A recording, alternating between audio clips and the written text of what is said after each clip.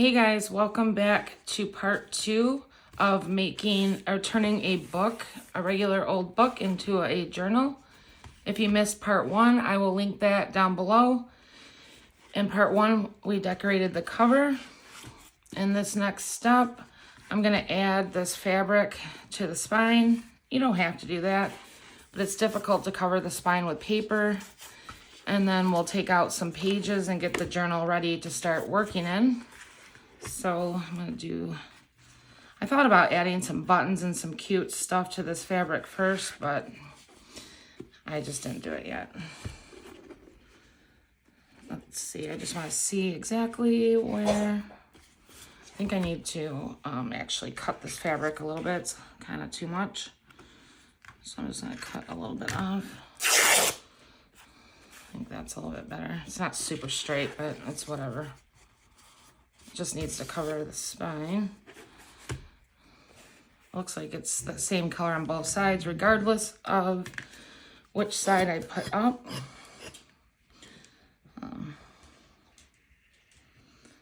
So let's just get a little bit of glue. I don't know if it's better to glue onto the book or glue on here, but this is what's happening.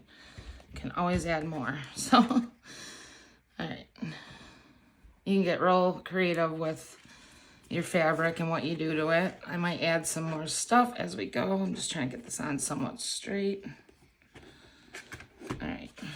And as you can see, it's not super straight on the back, but it doesn't bother me. Because you won't be able to tell because they're not going to be together. So, yeah. So for me with my covers, I continue working on them sometimes as the journal goes on. It doesn't ever have to be considered complete. Let me see if that looks okay.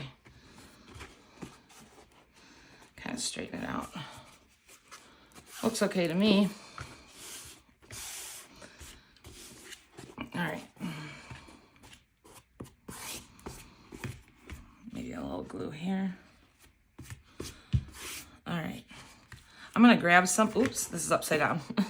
Oh, I got to take it off. Because I did the back perfectly. I want the front more perfect, I guess. So no big deal. It's a junk journal, so for me, mine don't have to be perfect. This is an art journal for me, so I embrace imperfections big time. But anyways, there it is. I'm going to grab one more thing that I want to add to the front, and I'll be right back. Okay, I'm back. I grabbed a few more trims, some palms and some rickrack, just because I might add some more stuff. I don't know. I thought I might add something to the front. I haven't decided which one I want yet, so let's see. I'm all about the palms. But I can add palms to a page too. I was thinking just like a strip of this. Let's see. I'm just going to cut a strip and see if it's something I want on there. Let's see. Oops.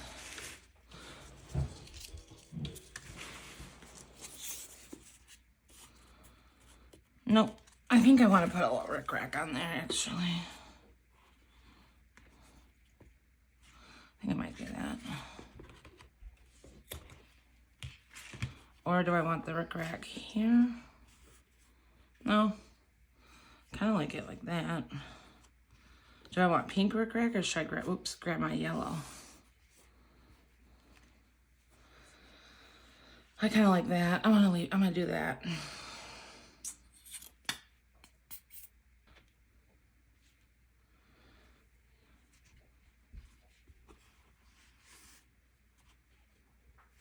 What do you think? Yay or nay?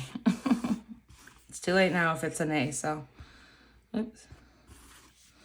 And I may glue some buttons down it eventually, but that's adding more to the cover. I don't have to do that right now. Maybe at the end. We'll just see, guys. Oops. Okay, I just grabbed a couple big buttons because I'll probably end up using a big button as a closure. Or I'll make my own button, but I never worry about the closure really until the end. So for making this into a journal, I start taking out a couple pages. Okay, there's 2. So I just go every little bit, you guys. There's no rhyme or reason. I'll kind of play it by ear. As I work on the journal, you don't have to do it all at once. But if you leave all these pages in and then add media and pockets and tucks, it'll just be too chunky. I showed you what my upcycled book journal looked like in video 1. So if you want to see what a finished one looks like, go ahead and check out the first video that I'll link down below, of course. And then I learned some fun things you could do when I was watching. I was just scrolling Instagram. So you could take a page and cut it. Oops. Hang on, I gotta turn this. It's not very straight. Let's just take that page out. Start over. So you could cut one of your pages. I'm just trying to line up with some words. It doesn't have to be perfect, of course, but I'm trying to make it somewhat reasonable. And then tear out this bottom half. And now when you get to this page, you've got a half page. Let's take out some more. So you'll just repeat that process of taking out a bunch of pages. I don't need to do all that on camera. Oops. More what I wanted to show you, I know it's bouncing my camera a little bit, is different ways, different methods of having different sized pages as you go. So you could take some fun scissors.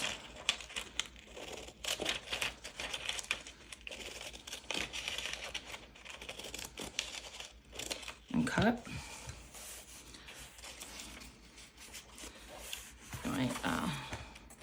I was going to straighten that out, but I kind of like it. You can take out one page here and there. You just kind of play it by ear depending on how many pages your book has. I know that I add a lot of chunk to my journaling, so I got to take out quite a bit of pages.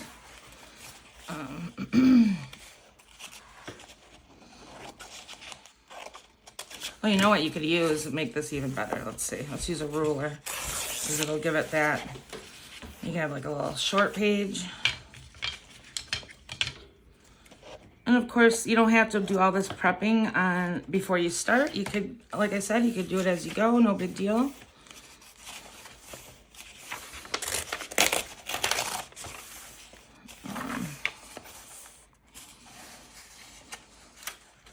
I might try something here. Let's try it on this side. Don't know if it's gonna work. Do not know.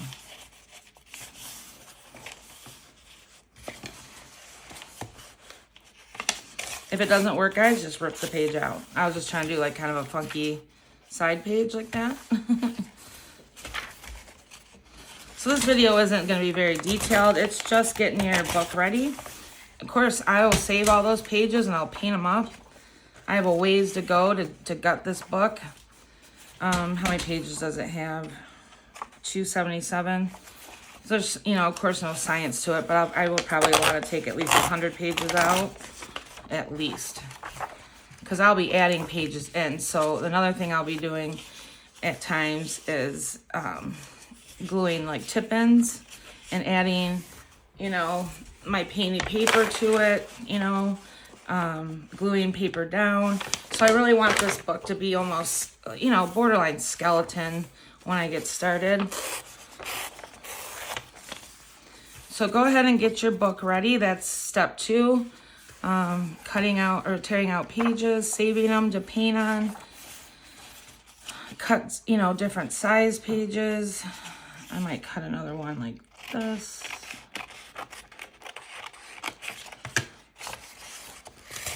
Oops, that didn't tear very well, but that's okay.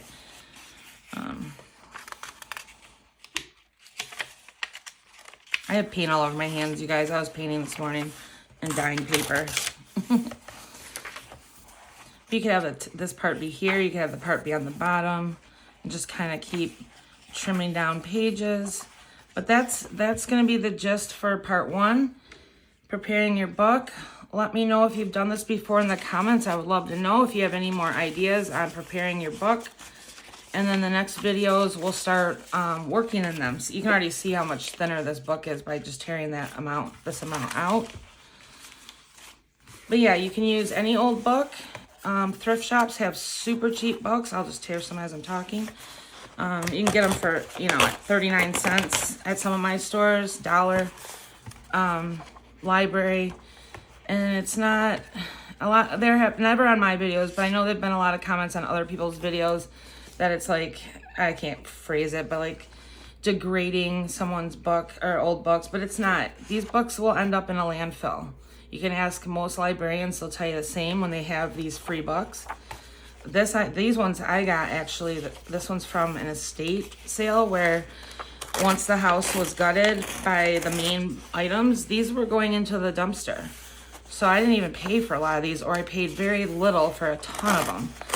So you're not degrading an old book. You're giving it another life, honestly. So in case that worries you, or you've heard that, or you think it, it's really not. So that's just my little spiel. So nice to be back recording. I'll probably take out another 10 or so pages. I think it's looking pretty good. And then we'll get started working on pages. Thanks for watching, guys. Bye.